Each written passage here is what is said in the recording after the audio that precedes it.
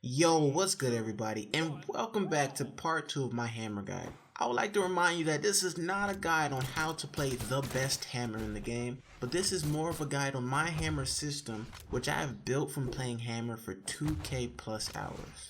If you want a set way on how to play the game to its strengths, I have a Patreon with some pretty cool deals that I'm offering, and I also have coaching for $8 an hour. Anyways, back to the guide. Part 2 will go over the basics to my hammer system to start building on the training foundation you should have been laying since last week. We're going to talk about important things to know about the rest of Hammer's kit, and in the advanced part of my guide, we'll go over approaches, reads, and practical uses of the rest of Hammer's kit. First, we have one of the fastest light attack moves in the game being Neutral Light. One of the best punish tools because of how fast it is, and because of all the nair and sair spacing, you'll find your opponent trying to break through, leaving them in a great spot to be neutralized. Next, we have the most underrated move on Hammer, Side Light. It does just as much damage as sair and doesn't get as punished as hard.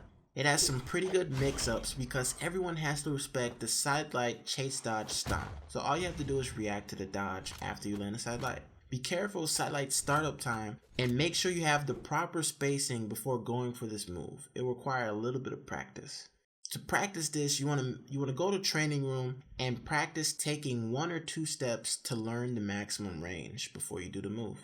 Okay, now we move on to Dare. Dare used to be Hammer's strongest move, being able to hit people while they were grounded, setting up very easy kills when they got the red, but now the frames are slower.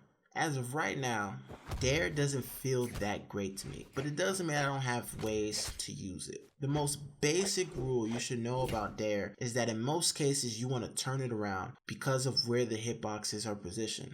Turn around Dare makes Stomp Dare more consistent, but unless you have 7 or more decks, Stomp Dare isn't exactly the best follow-up. The basics of Stomp are very similar to Neutral Light because of the range of Hammer. Your opponent will always be trying to break through your spacing and a lot of times fall into the stomp after every attack strat that I go for.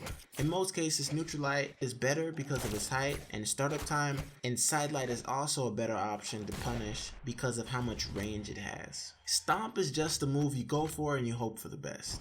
Now, Ground Pound is just Ground Pound. It either hits or it doesn't. You can't do much about it. Try to read the dodge as late as possible because of all the dodge frames you might miss. Last but not least, we have Recovery. And similar to Dare, the basics to using Recovery is to turn it around for better hitboxing. Also, make sure you learn its timing. Recovery has the power to either beat or clash with most moves and can save you a lot.